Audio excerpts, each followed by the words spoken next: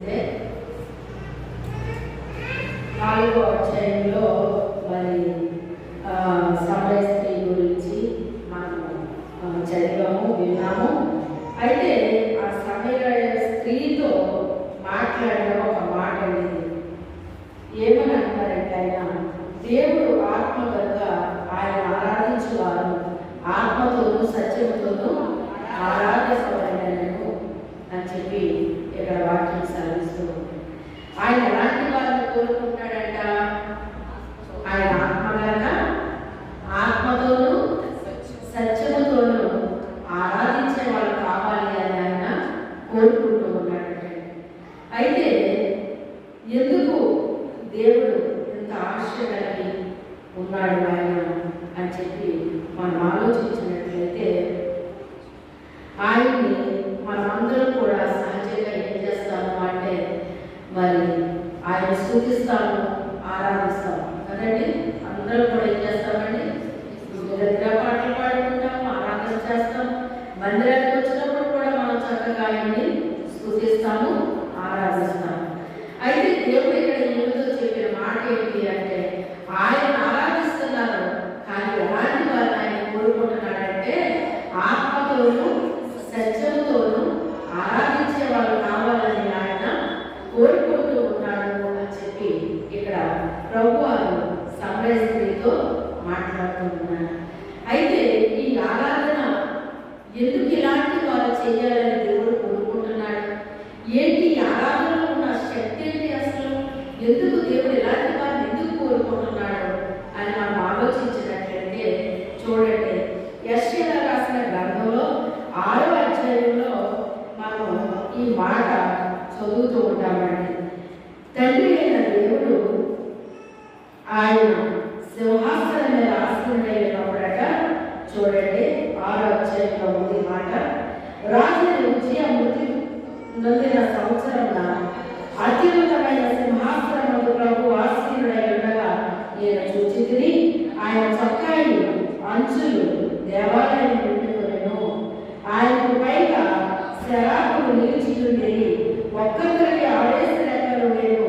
ప్రతి వాడు 2 రెక్కలతో తన ముఖమును 2 రెక్కలతో తన కాళ్ళను కప్పుకొనుచు 2తో ఎగురుచుండెను. వారు సైన్యుల అధిపతి యెహోవా పరిశుద్ధుడు, పరిశుద్ధుడు, పరిశుద్ధుడు, సర్వలోకము ఆయన మహిమతో నిండి ఉన్నది అని గొప్ప స్వరముతో గాన ప్రతిగానములు చేయుచున్నారు. ఇక్కడ పరలోకంలో కూడా దేవుని యొక్క దూతలు ఏం చేస్తున్నాయంటే దేవుణ్ణి ఎలా ఆరాధిస్తున్నాయంట? యెహోవా పరిశుద్ధుడు, పరిశుద్ధుడు, పరిశుద్ధుడు అని. చూడండి, మరి మనల్ని అయితే దేవుడు నిర్మించాడు కానీ దేవదూతల్ని సృష్టించాడు, వాటిని మహిమతో సృష్టించాడు. ఆలోచించండి, మహిమతో సృష్టించబడిన దేవదూతలు కూడా కాళ్ళను మళ్ళీ 2 రెక్కలతో, కాళ్ళను 2 రెక్కలతో ముఖమును కప్పుకున్నాయి అని చెప్పేసి అక్కడ రాయబడింది. అంటే ఈ కాళ్ళను ఎందుకు కప్పుకున్నాయి, ఈ ముఖాన్ని ఎందుకు కప్పుకున్నాయి అని మనం ఆలోచించినట్లయితే చూడండి, ఆయన యొక్క తేజస్సుని, ఆయన యొక్క తేజస్సుని చూడలేక ముఖాన్ని కప్పుకున్నాయటండి. ఆయన యొక్క తేజస్సు అంటే ఆయన తేజస్సు ఎలా ఉంటుంది అని మనం ఆలోచిస్తే చూడండి, మనము పాటలు పాడేవాళ్ళు రాస్తూ ఉంటారండి, నీవు 1,000,000 సూర్యుల తేజస్సు కంటే మించిన వాడవు అని పాడుతూ ఉంటారండి. ఆయన ఎలా వర్ణించాలో మరి నాకు తెలియట్లేదయ్యా.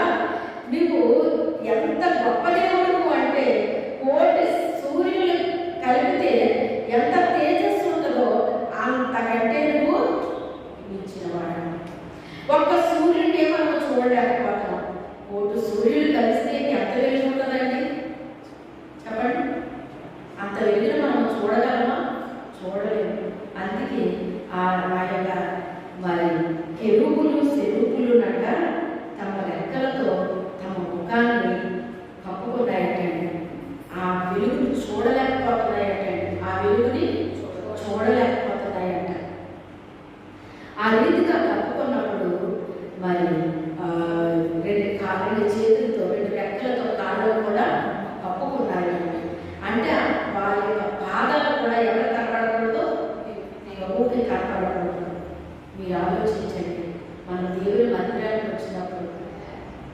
శ్రద్ధగా మనం ఉండాలండి కదా. దేవుని మందిరము పరిశుద్ధమైన దేవుడు ఉంటాడు కదా.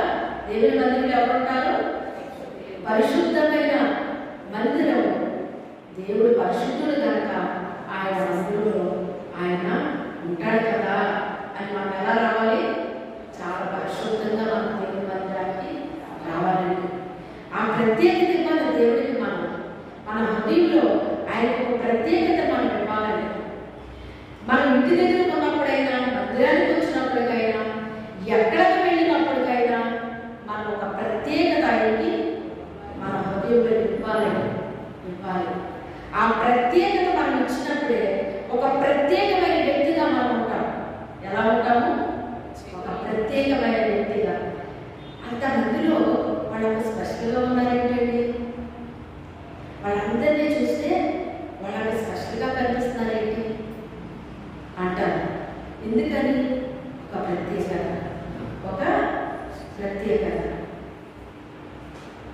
ప్రత్యేకత కావాలి. లోకంలో నుంచి ప్రత్యేకించబడాలి, అపరిశుద్ధుల్లో నుంచి ప్రత్యేకించబడాలి, పాపంలో నుంచి ప్రత్యేకించబడాలి, అపవిత్రుల్లో నుంచి ప్రత్యేకించబడాలి. ఇలాగ చెప్పుకుంటూ పోతే దేవునికి ఇష్టమైన ప్రతి దాని నుంచి కూడా మనం ఏం చేయాలి? మనమే ప్రత్యేకించుకోవాలి. దేవుడు మనల్ని ప్రత్యేకిస్తాడు, మళ్ళీ మనమే ప్రత్యేకించుకుంటూ ఉండాలి. మనం ఎక్కడికి వెళ్ళినా కూడా మీరు సహజంగా నలుగురిలో కూర్చున్నారంటే నలుగురు ఒక్కలా మాట్లాడారు. అందులో కొంతమంది అపవిత్రమైన మాటలు, బూతు మాటలు, సరస్వతులు ఇలాంటివి మాట్లాడుతూ ఉంటారు. అప్పుడు మనం ఏం చేయాలి? అలాగా చెవులున్నా కూడా వినలేనట్టుగా ఉండాలండి. అంటే చెవి లోపలికవి ప్రవేశించకూడదు. అసలు వింటున్న వరకు అంటారు. అంటే దాని అర్థం ఏంటి? ఆ మాటలకి పెడచెవి పెట్టారని అర్థం అండి. అయితే మనము దేనికి పెడచెవి పెట్టాలి? అపవిత్రమైన మాటలకి, చెడ్డ మాటలకి, సరసోక్తులకి, ఇలాంటి వాటన్నిటికీ కూడా మనము పెడచెవి పెట్టాలండి. ఆ మాటలతో మనం ఏకీభవించకూడదు. సహజంగా మీరు గమనించారో లేదో, ఎవరికైనా మాట్లాడినప్పుడు లాస్ట్ ప్రార్థన చేసినప్పుడు మా మాటల్లో దోషం ఉంటే దయతో క్షమించండి అని అడుగుతారు కదా. ఎందుకు అంటే సహజంగా లోకంలో ఉన్నాము కనుక, నలుగురు మధ్య ఉన్నాము కనుక, నలుగురు మనస్తత్వాలు ఒకలా ఉండవు, నలుగురు మాటలు ఒక రకంగా ఉండవు. అందుకే మనం ప్రతి విషయంలో కూడా మనం ఏం చేసుకోవాలి? ప్రత్యేకించుకోవాలి. మనము ప్రత్యేకించుకుని మరి దేవుడిని ఎలాగా ఆరాధన చేయాలంటే మనం ఆత్మతోనూ సత్యముతోనూ ఆరాధన చేయాలట. అయితే ఈ పరిశుద్ధమైన దేవుడిని పరిశుద్ధంగా ఆరాధించాలి అని ఎవరు చెప్తున్నారు అంటే, కొరింథీయులకు రాసిన మొదటి పత్రిక మరి 3:16 ఈ మాట ఉంటారండి. మీరు దేవునికి ఆలయంగా ఉన్నారని మీరు ఎరుగరా? మీ దేహము దేవునికి ఆలయమై ఉన్నదని మీరు ఎరుగరా? మీ దేహము దేవునికి ఆలయంగా ఉండాలి. కానీ అది చదవడం సారా మాట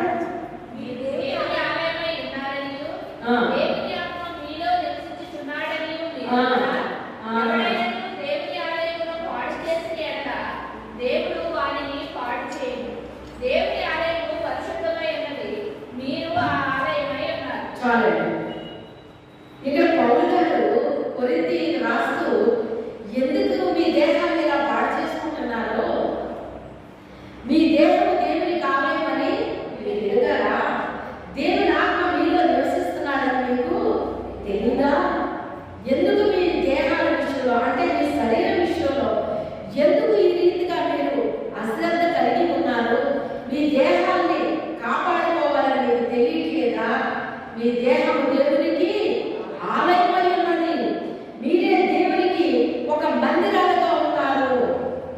అని చెప్పి ఆ పౌలు గారు చెప్తూ ఉన్నాడని.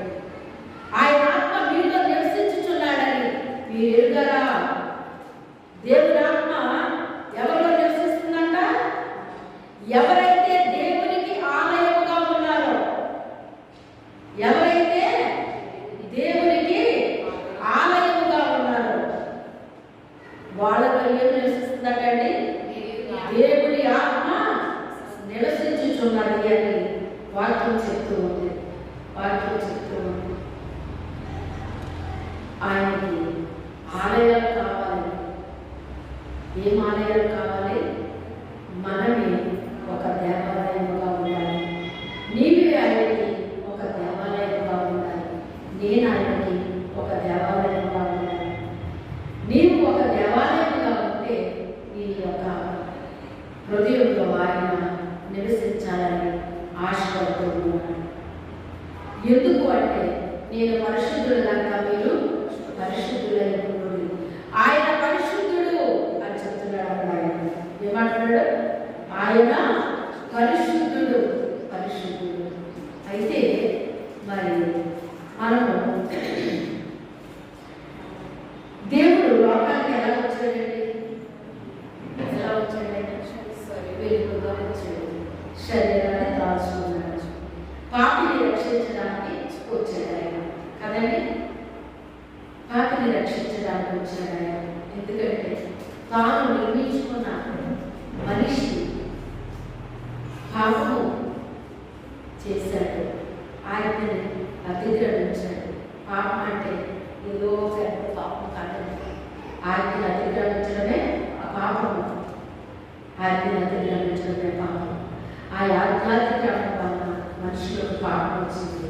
ఆ పాపం నుంచి విడుదల కావాలి అంటే దేవుని యొక్క రక్తం చిందించబడితే తప్ప మరి పాపికి పవిత్రత లేదండి. ఏమి లేదు. అపవిత్రుడైన మనిషి పరలోకానికి అర్హుడు కాదు, అర్హుడు కాదు. అందుకని ఆ మనిషిని పవిత్రపరిచి చూడండి. మీ చిన్ని పెట్టులో ఉన్నారు కదా, మీ చిన్ని పెట్టులో తెలియని ఏజ్లో 1-2 వెళ్ళిపోతారండి. మీకు అందరికీ తల్లులైన వారందరికీ ఇది అనుభవం ఉంటుంది అన్నమాట. వాళ్ళు ఇది వేసి ఇలా టపటపా కొడతా ఉంటారు. ఇది వెళ్ళేసి దాన్ని అల్లుతూ ఉంటారు. అదేంటో వాళ్ళకి తెలియని చేస్తారు. అప్పుడు చీ ఇలా చేస్తావా అని తల్లి అవతల విసిరి పారేస్తారండి. తెలియక అలా చేస్తున్నారు అని ఆ తండ్రి అయినా ఏం చేస్తారంటే రెక్క పట్టుకుని తీసుకెళ్ళి శుభ్రంగా వాష్ చేసేస్తారు, కడిగేస్తారు. కడిగేసి శుభ్రంగా సొప్పుతో బాగా కడిగి స్నానం చేసి పౌరు కొట్టి మంచి బట్టలు వేసి అప్పుడు ముద్దులు పెట్టుకుంటారు. అవునా కదా? ఆ రోత నుంచి తీసి ఎవరైనా ముద్దులు పెట్టుకుంటూ చూసారా మీరు? మనకి ఎంత ఇష్టమైన బిడ్డైనా కూడా బిడ్డ ఇష్టమే కానీ రోత ఇష్టం ఉండదు. అలాగే దేవుడికి మనిషి ఇష్టమే కానీ పాపం ఇష్టం ఉండదు. పాపము ఇష్టం ఉండదు. అందుకే ఆ పాపాన్ని కడిగేయాలని, ఆ అపవిత్రతను కడిగేయాలని క్రీస్తు తన రక్తాన్ని చెందించాడు.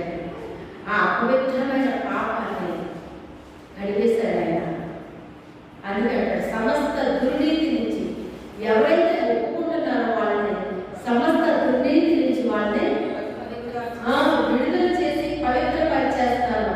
ఎలా పవిత్రపరుస్తాను అంటే వాళ్ళని నీతిమంతులుగా తీరుస్తాను. నువ్వు పరిశుద్ధులుగా చేసిన వాళ్ళని అపవిత్రులు చేసావు కదా. ఎవరి మీద సవాల్ ఇది? సవాల్ చేస్తున్నాడు. నేను వాళ్ళని పరిశుద్ధంగా నిర్మించుకున్నాను వాళ్ళని, కానీ నువ్వేం చేసావు? నా యాజ్ఞని అతిక్రమించేటట్టుగా చేస్తావు. వాళ్ళని పాపులుగా చేస్తావు, అపవిత్రులుగా చేసేస్తావు కనుక ఇక వాళ్ళని నేను ఎలా పరిశుద్ధపరచుకోవాలో నాకు తెలుసు.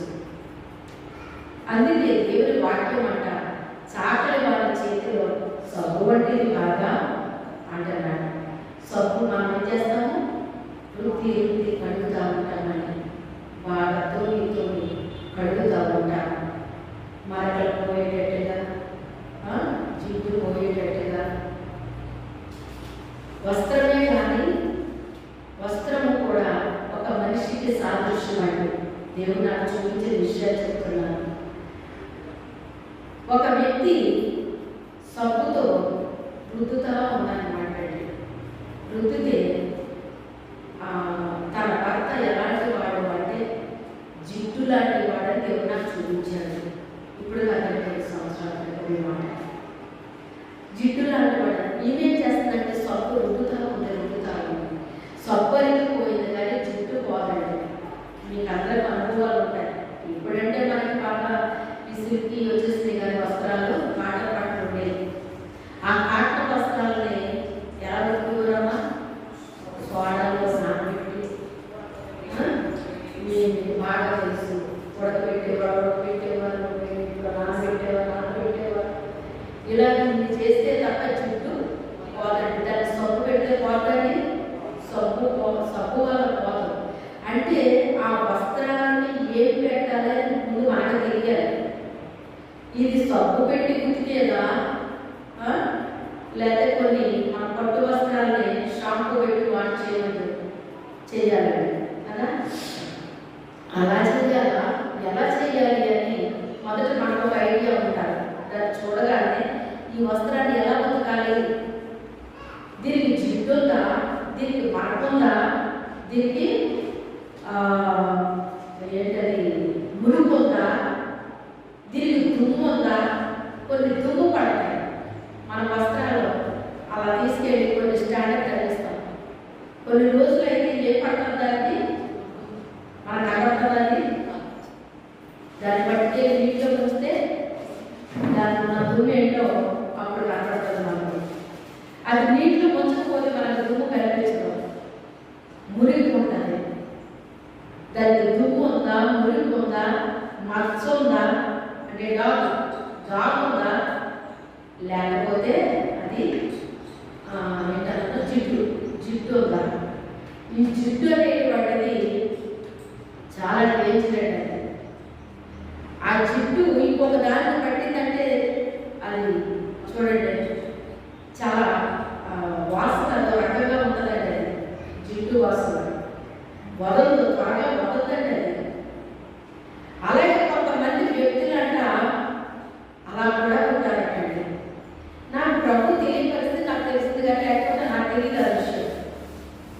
ఆ వ్యక్తి గురించి ప్రభు నాకు మరి చూపించినప్పుడు అప్పుడు అమ్మతో చెప్పాను, ఏమంటే ఇలా చేస్తున్నారు అని చెప్పేసి నేను చెప్పడం జరిగింది అనమాట.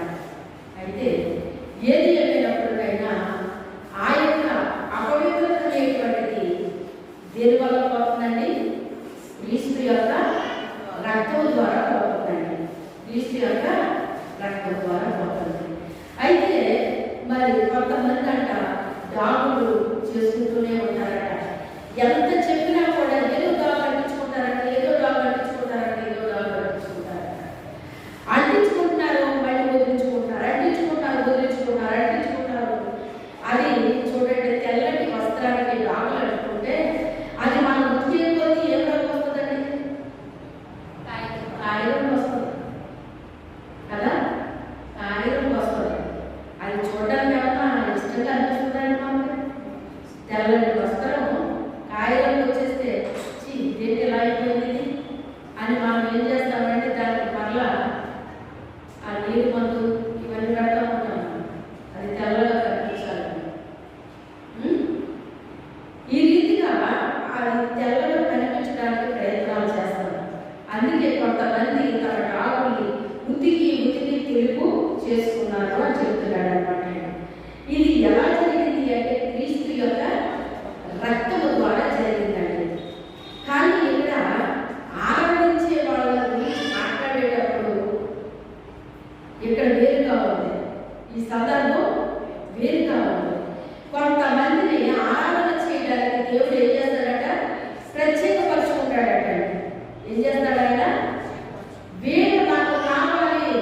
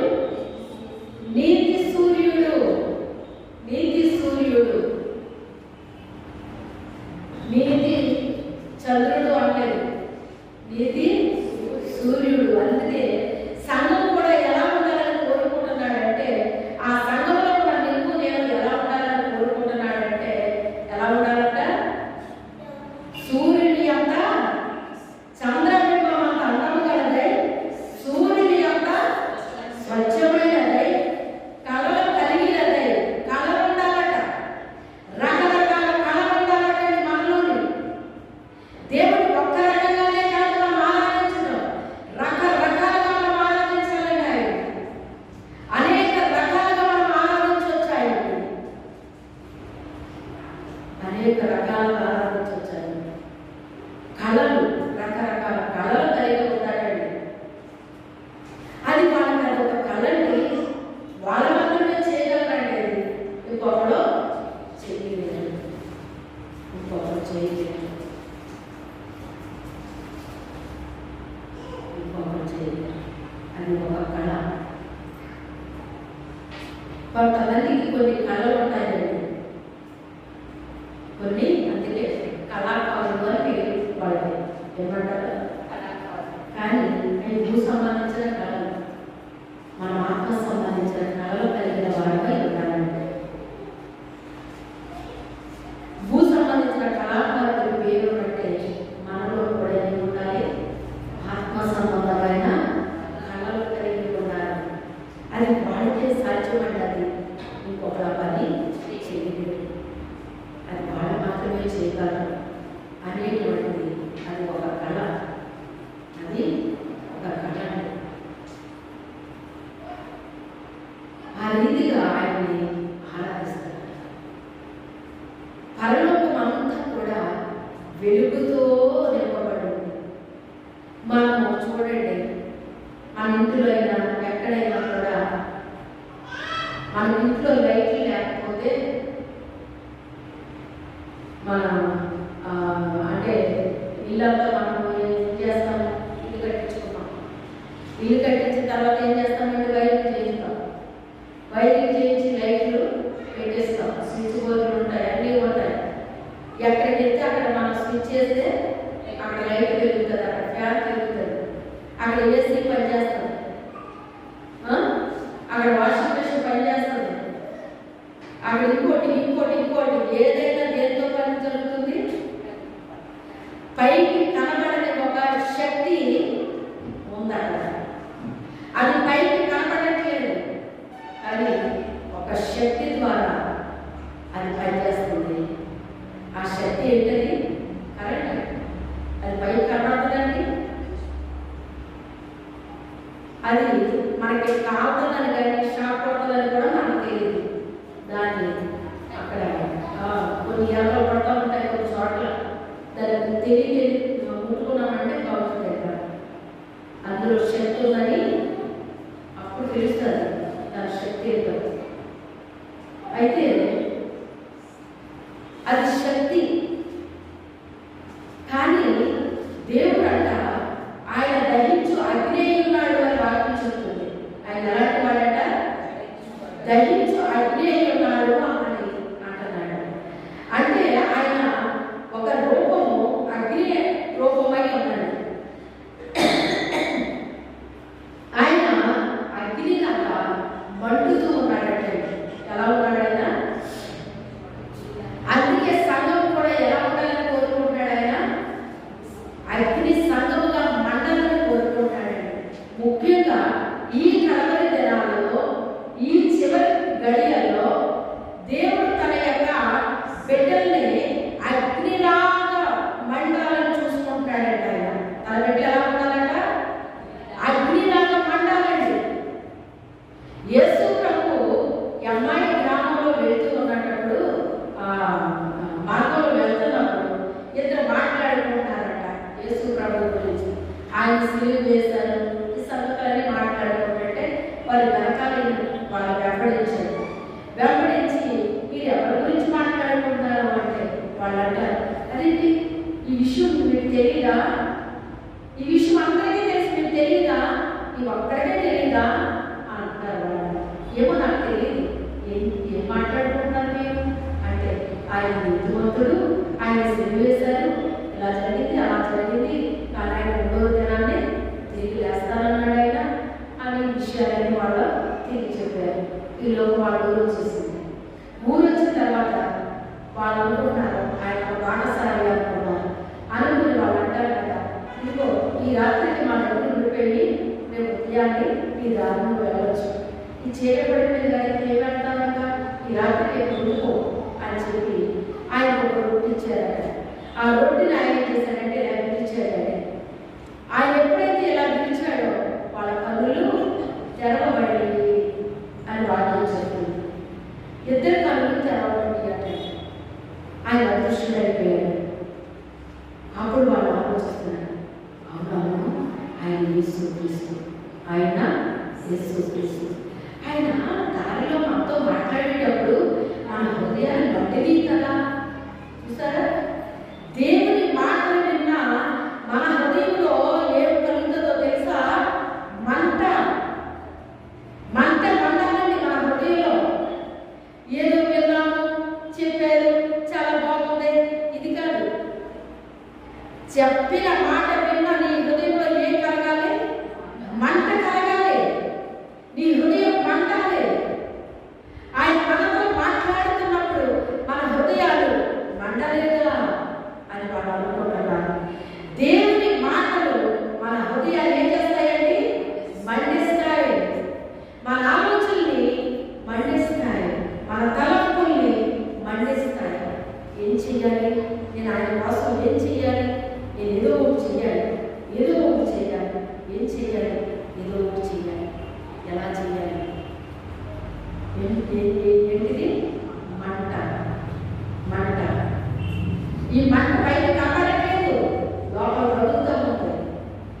పైకి కనబడట్లేదు, ఇది లోపల మండుతుంది మంట. మనం వెలిగిస్తాం కదా, వెలిగించినప్పుడు చూడండి పొగొస్తూ ఉంటుంది. అంటే లోపల ఏమవుతుంది? అది రాజుకుంటుంది. అది లోపల పడుతూ ఉంది. అది ఎప్పుడో నాడు పైకి బొగ్గమని మంట చేస్తుంది. మొదట లోపల మంట. ఏ వ్యక్తి హృదయంలో అయితే మంట ఉందో ఆ వ్యక్తి ఎప్పటికైనా బొగ్గులు మండిపోతారు. ఎప్పుడో అవునా కదా? ఆ మంట మనలో ఉండాలండి. నిన్ను నన్ను సృష్టించిన మన సృష్టికర్త గురించి ఏముండాలి? మంట ఉండాలి.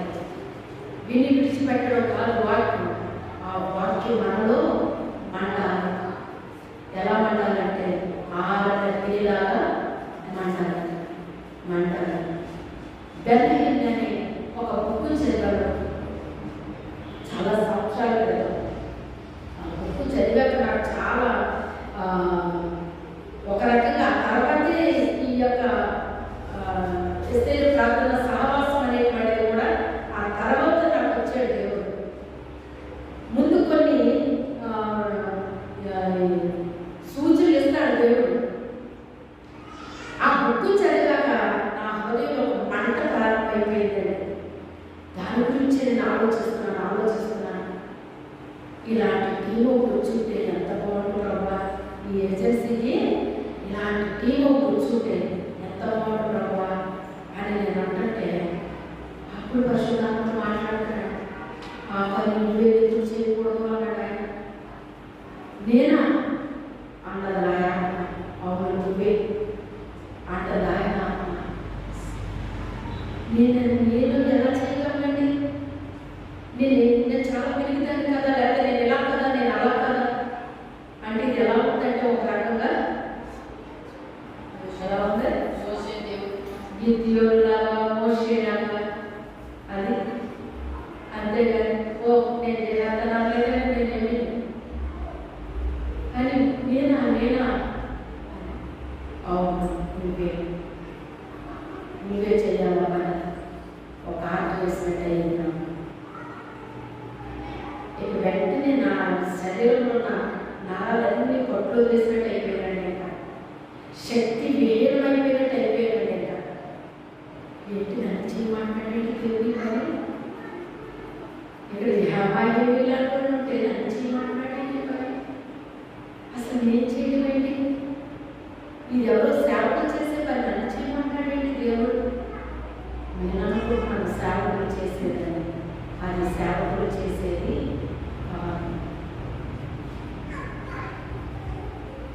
రాత్రి నేను పడుకున్న తర్వాత మేమందరం పడుకున్నామండి. ఫోన్ వచ్చి ఆ ఫోన్లో దేవుడు ఒక మాట మాట్లాడి మన మందిరాన్ని చూపించారండి. ఎవరి వ్యక్తి అని ఆ వ్యక్తి అడుగుతున్నాడు. దేవుడు అడుగుతున్నప్పుడు మన మందిరాన్ని దేవుడు చూపించారు. ఫోన్ చేసి నాతో మాట్లాడారు. మన దేవుడు మాట ఇచ్చి నెరవేర్చే దేవుడై ఉన్నాడు. మాట ఇచ్చి మర్చిపోడాడు, మాట ఇచ్చి నెరవేర్చేస్తాడు. నేనేంటి అని గిద్యోను అన్నాడు. అసలు నా మాట్లాడటం కూడా రాదన్నాడు మోషే గారు. అసలు నీకు నోరించింది ఎవరన్నాడు ఆయన? అసలు నీకు నోరించింది ఎవరు? నిజమే, మనం మాట్లాడటం రాకపోవచ్చు, కానీ మనం నిర్మించిన ఆయన తెలుసు ఎక్కడ నిలబెట్టాలో, ఎలా మాట్లాడాలో. అయితే అలాగా చాలా సంభాషణ జరిగిందండి మొత్తం ఇది చూడాలి. మళ్ళీ రాత్రి కొన్ని దర్శనాలు దేవుడు చూపించడం జరిగింది.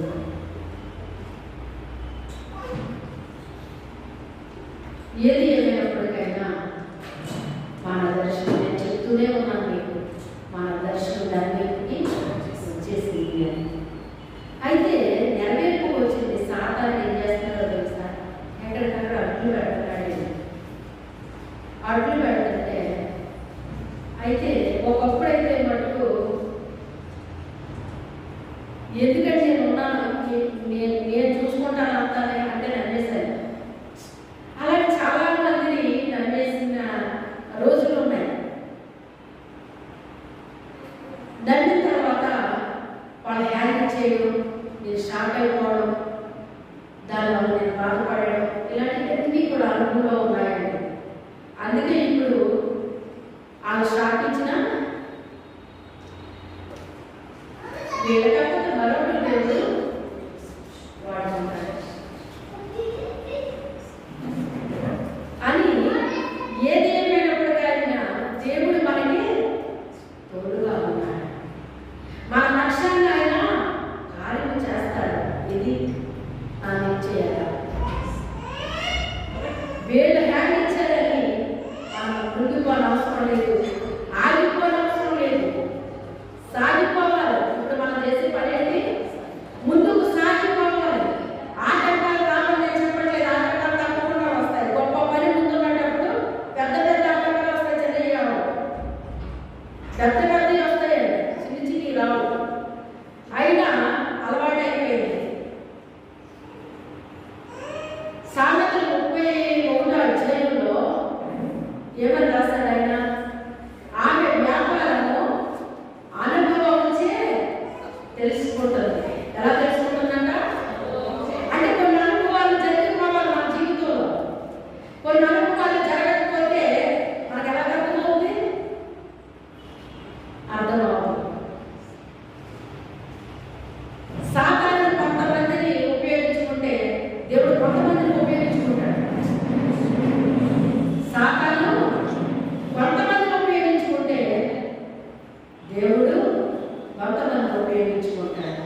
పని మాత్రం ఆగదు, పని మాత్రము ఆగదు, ఆగదు.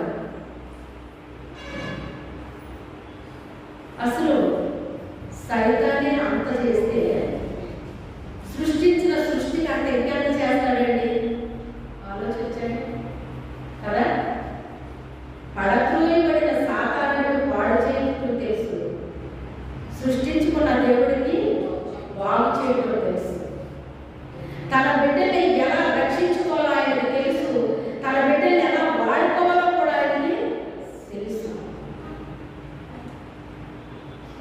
అయితే నమ్మిన వారి యొక్క మాటలో తేడాగా అనిపించింది నాకు. వీళ్ళ వల్ల అవుతుందేమో పని, అంటే పని అంటే నా పని కాదండి, దేవుడి పని అని నేను అనుకున్నానండి. అనుకుంటే వాళ్ళ మాటలు తేడాగా అయిపోయింది. ఇదేంటి ఇలా జరిగింది అనుకున్నాను. అంటే చాలా సింపుల్గా, ఏమి షాక్ అయిపోలేదు, ఏమి నిరుత్సాహం రాలేదు, ఏమి కురుకుపోలేదు. ఎందుకని? అలవాటు అయిపోయింది, అలవాటు అయిపోయింది.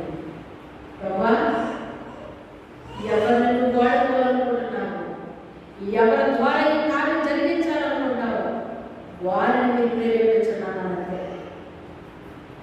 ఎప్పుడైతే ప్రార్థన చేశానో, ఈరోజు మరి రాత్రి చేశానండి, తెల్లారి నాకు ఫోన్ వచ్చింది.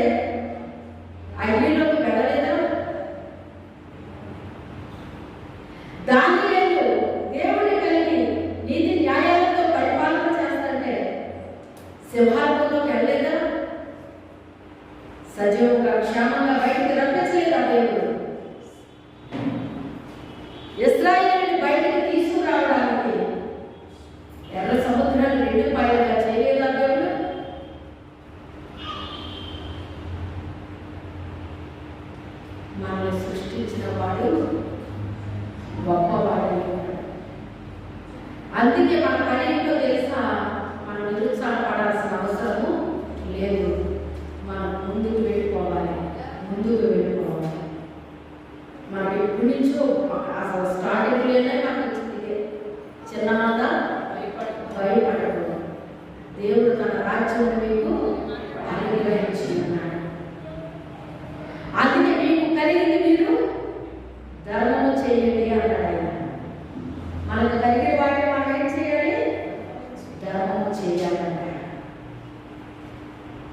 అది ఇప్పుడు మనం చేయాల్సిన పని. అంటే దారిపోయే దానికి మనం ధర్మం చేయమని కాదు. దేవుని కొరకు ఇప్పుడు మనం ఏం చేయాలి? కార్యాలు తలపెట్టి జరిగించాలని. అది దీనికి మనకి ధైర్యం కావాలి, ఓపిక కావాలి, నిరుత్సాహం కానీ ఇలాంటివి రాకూడదు. మనకు అసలు ఒక దారి ముడిపడితే 7 దారి మనకు తెరపడతాయి. ఒక దారి గొప్పగా 7 దారిలో గొప్పయ్యా. సాతానుడు ఒక దారిని మూసాడు, మనకి 7 తెలుస్తాడు ఆయన. మనం నమ్మిన దేవుడు నమ్మదగినవాడు. ఆయన కొరకు నిలబడాల్సిన టైం ఇప్పుడు వచ్చింది. అందుకే మనం వెన్ను చూపకూడదండి. ఆయన కొరకు ఏం చేయాలి? మనం నిలబడాలి. మన శక్తి, మన బలం, మన తెలివి కాలేదు. ఆయన మనకు శక్తిని ఇస్తాడు, తన బలాన్ని ఇస్తాడు. యెహోవా కొరకు ఎదురు చూచువారు నూతన బలాన్ని పొందుకుని పక్షి రాజుల వలె రెక్కలు చాపి పైకి వెళ్ళిపోతారంటే ఆయన కొరకు మనం ఏం చేయాలి? ఇద్దరికి టైం చెప్తున్నాం. ఇద్దరికి ఎగరాలి. మన ఆకాశంలో పక్షులు వెళ్తా ఉంటాయి. చూసారా? చూసే ఉంటారు. అసలు భలే వెళ్తాయండి. లైన్గా ఎంత క్రమంగా మీరు గుర్తు వెళ్తాయండి. చూడముచ్చటగా ఉంటాయి కదా ఇలాంటి దృశ్యాలు. మరి ఆయన పిల్లలమైన మనం కూడా కలిసికట్టుగా ఉన్న కొద్దిమంది అయినా కూడా కలిసికట్టుగా ఎగురుతుంటే ఎలా ఉంటుంది? ఆ పక్షులు చూస్తే మాకు చూడముచ్చటగా ఉంటే తన పిల్లలమైన మనం ఎగురుతూ వెళ్తుంటే ఆయనకి ఎలా ఉంటుంది? చూడముచ్చటగా ఉండదా? ఆయన మనకు సహాయం చేయడం తప్పకుండా చేస్తాడు. ఆయన తప్పకుండా చేస్తాడు. మీ అందరి ప్రార్థనలో తప్పకుండా ఈ ప్రార్థన చేయండి. దేవుని కార్యాలు త్వరగా జరగాలని ఆశపడుతున్నాను, ప్రార్థిస్తున్నాను. మీరు కూడా అందరి ప్రార్థనలో తప్పకుండా జ్ఞాపకం చేసుకోండి. ప్రభా, మాకు మీరు అనుగ్రహించిన దాన్ని మేము తప్పకుండా మేము చేయాలి. అంటే మీరు ఎలా చేసుకోవాలి? నేను చేయాలి, నా వృత్తి వల్ల నేను చేయాలి. ఎలా చేసుకోండి? అలా చేసుకోవాలి, సహకరించాలి. ప్రతి పనిలో కూడా సహకరించాలి. అలా చెప్పి పెద్ద పంట తెచ్చి మీ ఇంట్లో పెట్టండి.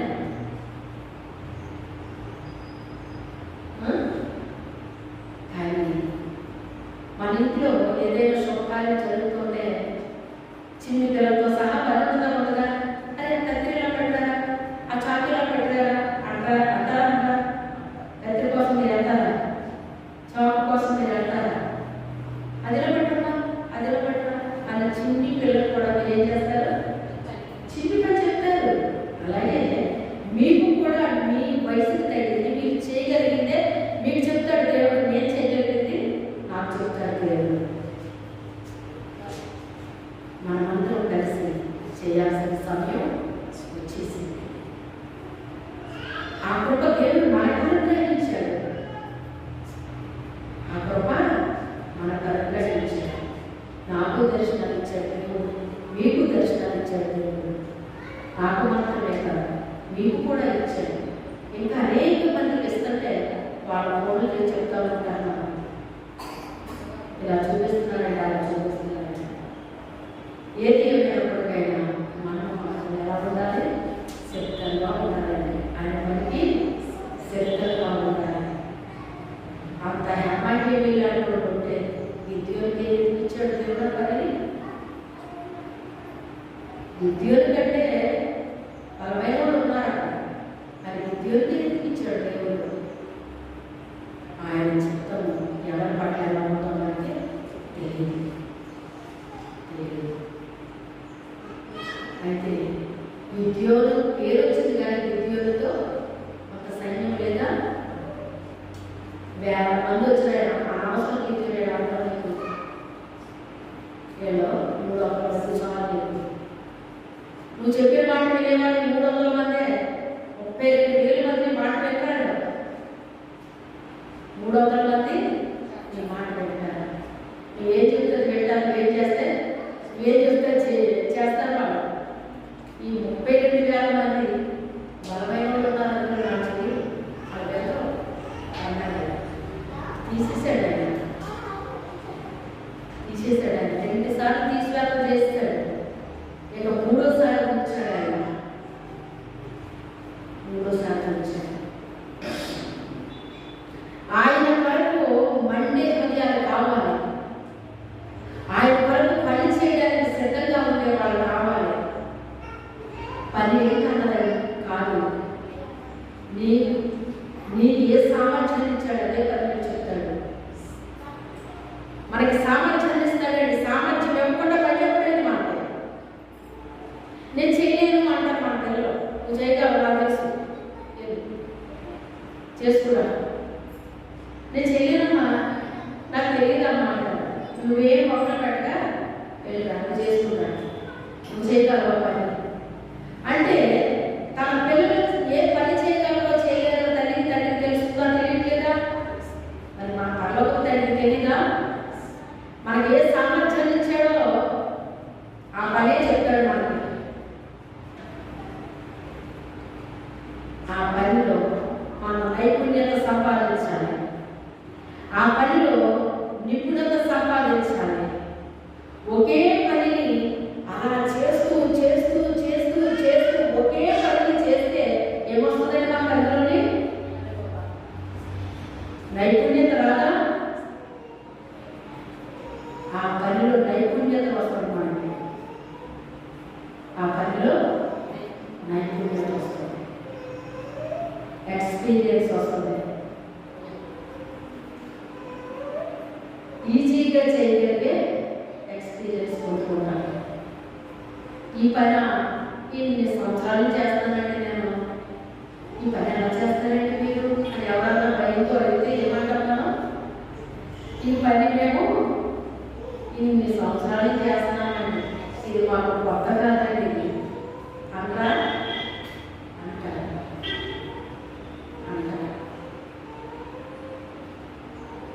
తన బిడ్డలో అగ్నిలాగా కోరుకుంటున్నాడు ఆయన. ఈ కడవరి దినాలలో అగ్ని లాంటి బిడ్డలు కోరుకుంటున్నాడు ఆయన. అగ్ని కావాలి. ఏం కావాలి? అగ్ని కావాలి.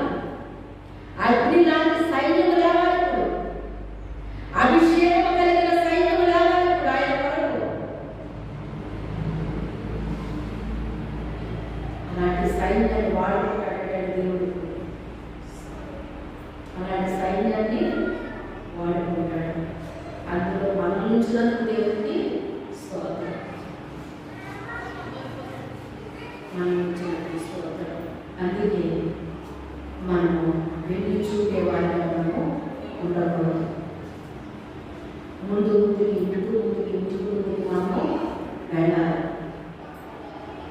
చూడండి, ఏ ఆటంకాలు లేకపోతే వెళ్ళిపోతామండి. ఆటంకాలు ఎదురైతే ఏమవుతాం? కొంచెం టైం తీసుకుంటుంది. అవునా కదా? కొంచెం టైం తీసుకుంటుంది, కానీ వెళ్ళక మనం తప్పకుండా వెళ్తామండి. గిద్యోనుకి ఆ శత్రు సమూహాన్ని తరిమే అంత కృపణ దేవుడు ఇచ్చాడా లేదా? గిద్యోనుకి ఆ 300 మందికి ఇచ్చాడా లేదా? గిద్యోను ఏ చెప్తే అదే చేశారు వాడు. గిద్యోను ఒకటి చెప్తాడు, ఇంకోటి చేయలేదు. అలా చేసుకుంటే అక్కడ విజయం రాదు. ఆ విజయ రహస్యం ఏంటి అంటే గిద్యోనుకి దేవుడు చెప్పాడు, గిద్యోను వాళ్ళకి చెప్పాడు. ఆయన చెప్పింది చెప్పినట్టుగా మనము చెయ్యాలి. అప్పుడే సక్సెస్ అవుతాం. విజయం ఉంటుంది. లేకపోతే ఓడచారులు అంటారే అలా ఉంటుంది. సాతానుడు ఎక్కడో ఇందులో దొరుకుతారా అని చూస్తాడండి. చూసి ఆ బట్టలు బట్టి వాడు కార్యం చేయడానికి ప్రయత్నం చేస్తాడు. చూడండి, 12 మంది శిష్యులు దేవుడు ఏర్పాటు చేసుకుంటే ప్రభు వాళ్ళు ఇస్కరియోతు యోగా ఏం చేశాడు? తీసివేయబడ్డాడు కదా. కానీ 12 వ్యక్తులు కనిపిస్తాడా లేదా దేవుడు? అతను తీసివేయబడ్డాడు. ఉన్నవాడే కానీ సాతాను నాశనం చేశాడు. సాతాను కుయుక్తి చేత తన మనసును చెప్పేసి ఆ ప్లేస్లోకి మత్తయి అనే వ్యక్తి చేర్చబడిపోయాడు. చూసారా, ఒకడు పోగొట్టుకున్నాడు, ఇంకొకడు సంపాదించుకున్నాడు. ఇస్కరియోతు యోధ పోగొట్టుకోకపోతే మత్తయి అనే వ్యక్తి వచ్చేవాడు అందులోకి. చూసారా, అంటే దేవుడు ఇచ్చిందని కూడా పోగొట్టేసుకుంటారు కొంతమంది పొందుకుంటారండి. దేవుడు ఇచ్చింది ఎప్పుడు కూడా మనం ఏం చేయకూడదు? పోగొట్టుకోకూడదు. అయితే ఆయన పట్ల మన హృదయాలు మండాలి, మన ఆలోచనలు మండాలి, మన తలపులు మండాలి. మనమే ఆయన ఒక దేవాలయాలుగా ఉండాలి. దేవాలయాలుగా ఉండాలి. ఆయన ఆత్మగత ఆత్మతో సత్యంతోనూ ఆరాధన చేయాలి.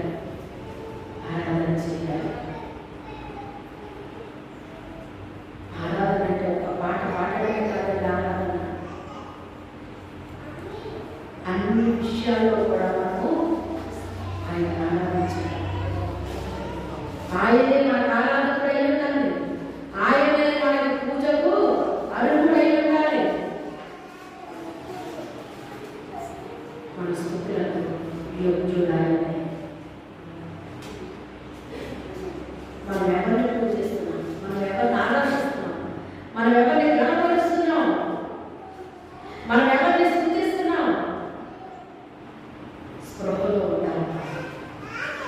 ఎవరికి చేస్తున్నాం? వెళ్తాము, ఎవరికి చేస్తాం? ఈ కడవరి దినాలలో దేవుడు మనం ఇచ్చిన దాన్ని మనము విడిచిపెట్టుకోకూడదండి.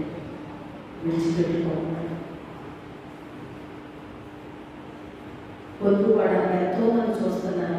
అవసరానికి బంగారం మీకు తెలుస్తున్నట్టు కొబ్బరివాడి బంగారం మీకు తెలుస్తుందా? తెలీదు.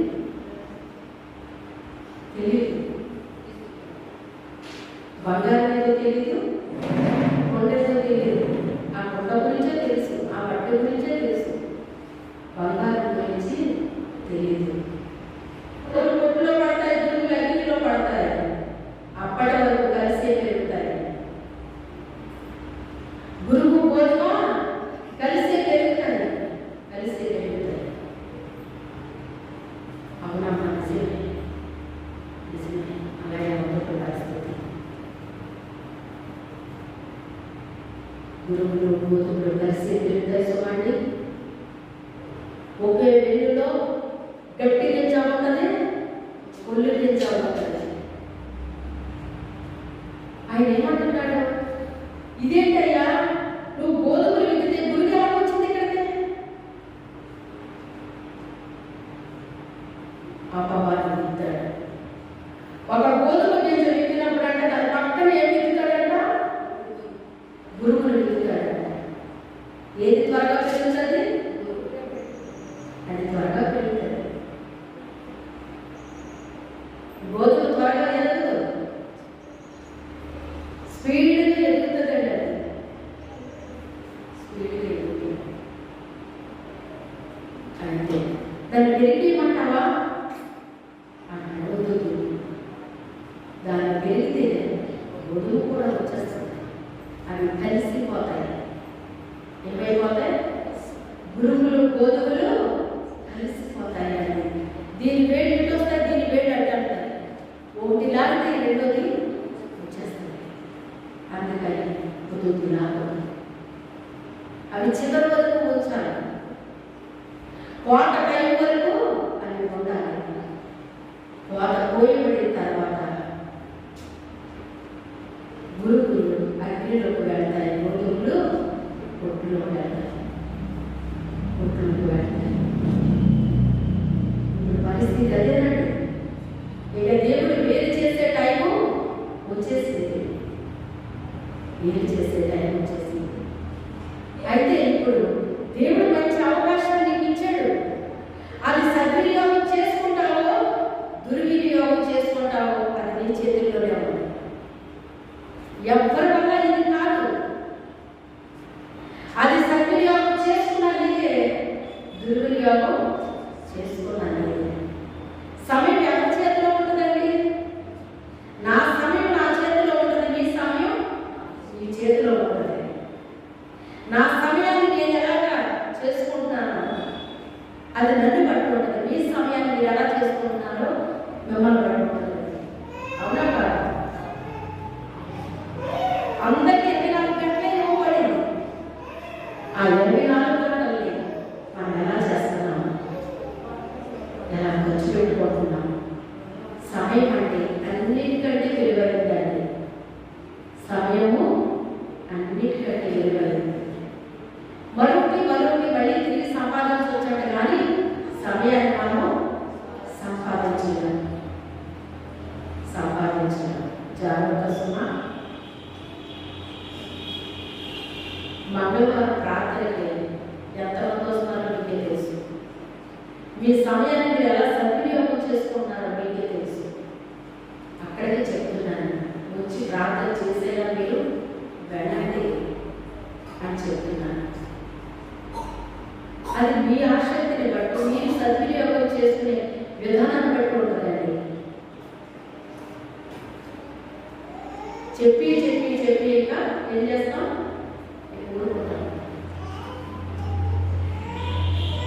చెప్తున్నాను కదా, అవకాశం ఇవ్వబడిన వాడికి ఆసక్తి ఉండదు, అవకాశం లేనివాడికి ఆసక్తి ఉండదు.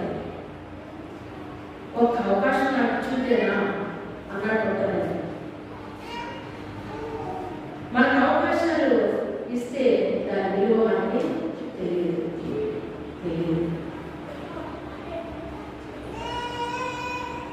ఏ పనులైనా కూడా ఇలాగే ఉంటుందండి.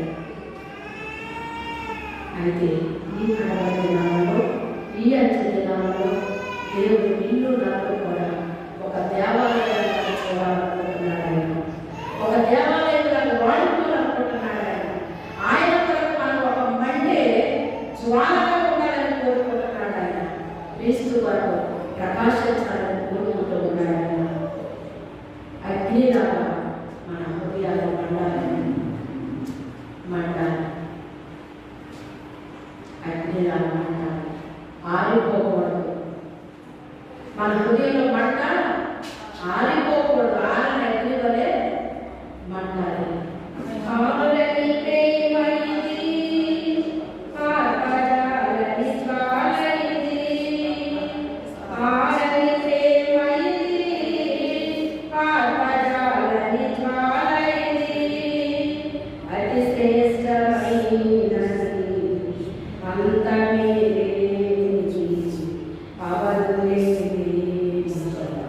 అక్షయమైన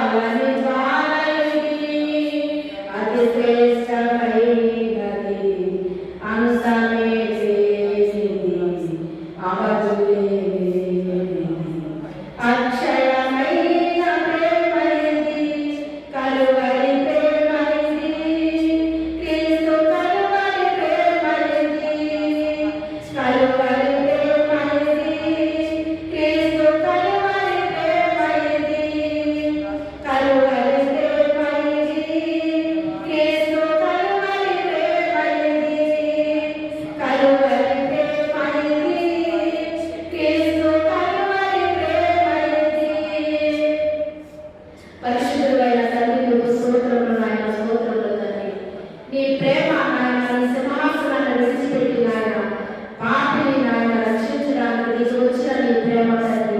ప్రభా పాపాలతో అపరాధాలతో చచ్చిపోయిన ప్రభా ప్రతి ఒక్క బిడ్డని రక్షించడానికి నాయన నువ్వు భూమి మీద కూర్చోవు తండ్రి. నీ ప్రేమ ఆత్మలేనిది తండ్రి, నీ ప్రేమ ఆత్మలేనిది తండ్రి నాయన. నీ ప్రేమతో మనం రక్షించుకున్నావు ప్రభా. కృప చేతనే మీరు రక్షించబడ్డారన్నావు తండ్రి. ఇది మీ వల్ల జరిగింది కాదన్నావు తండ్రి. ఇది మీ నీతి వల్ల జరిగింది కాదన్నావు ప్రభా.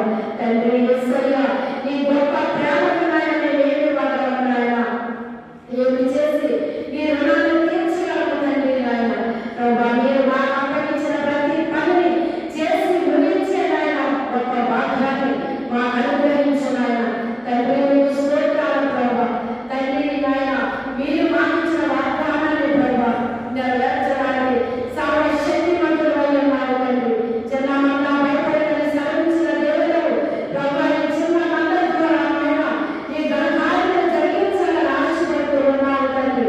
ప్రభా మాలో ఏకమనసు ఐక్యతల సమాధానం అనుగ్రహించు నాయన.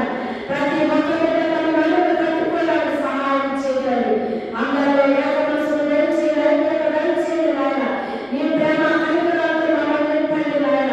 మా హృదయాలు మా తలంపులు నాయన మా ఆలోచనలు నాయన ఎల్లప్పుడూ నాయన మట్టితో ఉండడానికి సహాయం చేయండి. పరిశుద్ధాత్మ దేవుడా నీకే స్తోత్రాలు తండ్రి నాయన. ప్రభా నేనే నీ కొత్త దేవాలయాలుగా తండ్రి ఉండడానికి ఇచ్చిన కృపకై స్తోత్రాలు తండ్రి. స్తోత్రాలు నాయన. ప్రభా నీకే వేలాది వందనాలు స్తోత్రాలు తండ్రి. ఆత్మతో సత్యముతో ఆరాధన చేసేవారు కావాలని నువ్వు కోరుకున్న రీతిగా ప్రభా నాయన ప్రతి ఒక్కరి దగ్గర నా తండ్రి అయ్యా నీకు మందిరాలుగా మార్చడానికి సహాయం చేయండి. ప్రభా